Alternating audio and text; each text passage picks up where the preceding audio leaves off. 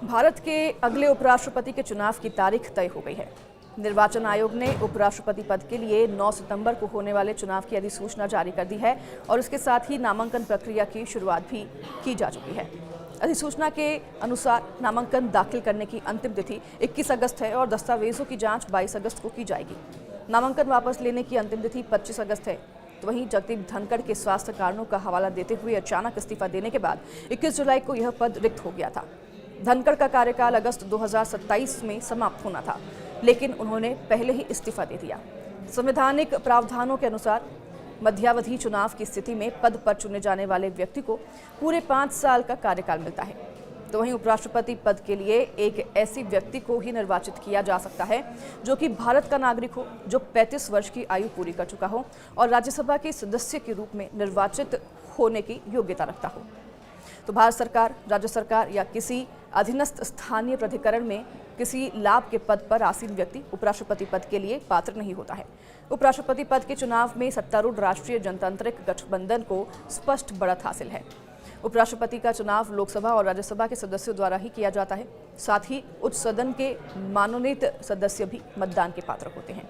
तो संसद में 543 सदस्य हैं। लोकसभा में पश्चिम बंगाल में बशीरहाट संसदीय क्षेत्र की एक सीट रिक्त है और जबकि 245 सदस्य राज्यसभा में हैं। तो वहीं 5 सीट रिक्त के साथ ये 245 सीटें अभी बनी हुई है।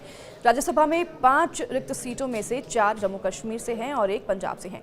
पंजाब की जो सीट है वो पिछले महीने उपचुनाव में राज्य विधानसभा के लिए चुने जाने के बाद आम आदमी पार्टी के नेता संजय अरोड़ा के इस्तीफे के बाद खाली हुई थी और दोनों सदनों की प्रभावी सदस्य संख्या फिलहाल 786 है और जीतने वाले उम्मीदवार जो हैं उनको 394 मतों की आवश्यकता होगी, बशर्ते सभी पात्र मतदाता जो हैं अपने मताधिकार का प्रयोग करें।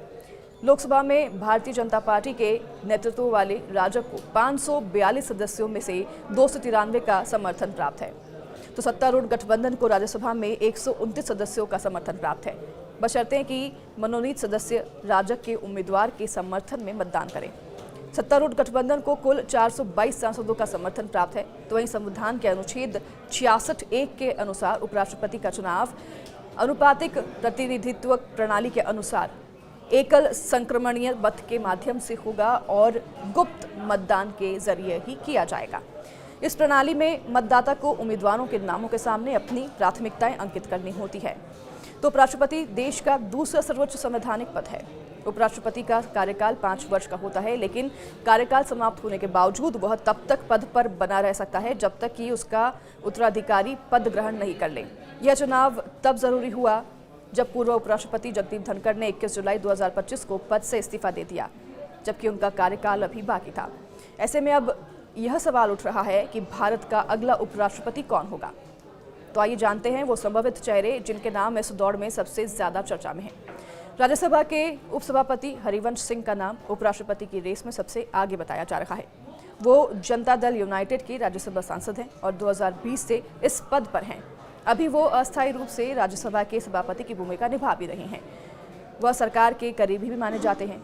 हालांकि रिपोर्ट में ये भी दावा किया जा रहा है कि इस बार उपराष्ट्रपति जो है भाजपा से ही होगा और ये बात एनडीए के सहयोगियों को भी बता दी गई है। तो वहीं जम्मू कश्मीर के उपराज्यपाल मनोज सिन्हा का कार्यकाल 6 अगस्त को पूरा हो रहा है। वह पहले रेल राज्य मंत्री रह चुके हैं और उत्तर प्रदेश से आते हैं। अनुच्छेद 370 हटने के बाद उन्होंने जम्मू कश्मीर में प्रशासनिक स्थिरता भी लाई, लेकिन हाल की पहलगाम आतंकी घटना को लेकर उनकी आलोचना भी हो रही है। तो वहीं एक और नाम रेस में गूंज रहा है, वो है पूर्व मुख्यमंत्री कर्पूरी ठाकुर के बेटे और केंद्र में कृषि राज्य मंत्री रामनाथ ठाकुर का। इनका नाम भी प्रमुख रूप से सामने आया है। वह नाई यानी कि अति पिछड़ा वर्ग से आते हैं और बिहार चुनाव को देखते हुए उनका नाम राजनीतिक रूप से अहम और रणनीतिक भी माना जा रहा है। तो वहीं बिहार के मुख्यमंत्री नीतीश कुमार का नाम भी चर्चा में है। हालांकि उनकी संभावना काफ़ी कम मानी जा रही है। कुछ लोग मानते हैं कि उन्हें सम्मानजनक बधाई देकर उपराष्ट्रपति मनाया जा सकता है, लेकिन बिहार चुनाव से पहले उन्हें हटाना बीजेपी और नीतीश दोनों के लिए ही नुकसानदेह साबित हो सकता है। तो फिलहाल बिहार के राज्यपाल आरिफ मोहम्मद खान का भी नाम इस रेस में है। वह पहले कांग्रेस और जनता दल के सांसद रह चुके हैं। तो वहीं शाह बानो केस के मुद्दे पर उन्होंने 1986 में कांग्रेस छोड़ दी थी। कुछ रिपोर्ट्स में इन नेताओं का नाम सामने आया है। तो राजनाथ सिंह और जेपी नड्डा दोनों ही बीजेपी के वरिष्ठ नेता हैं। वहीं कांग्रेस नेता शशि थरूर का भी नाम उछल रहा है, लेकिन अगर उन्हें उपराष्ट्रपति बनना है तो उन्हें अपनी लोकसभा सदस्यता छोड़नी होगी। हालांकि उपराष्ट्रपति पद के लिए इन सभी नामों पर चर्चा हो रही है, लेकिन यह भी मुमकिन है कि बीजेपी एक बार फिर किसी चौंकाने वाले चेहरे को सामने ला सकती है, जैसा कि वह पहले भी कर चुकी है। जब तक आधिकारिक ऐलान नहीं होता, तब तक नए नामों की चर्चा होती रहेगी।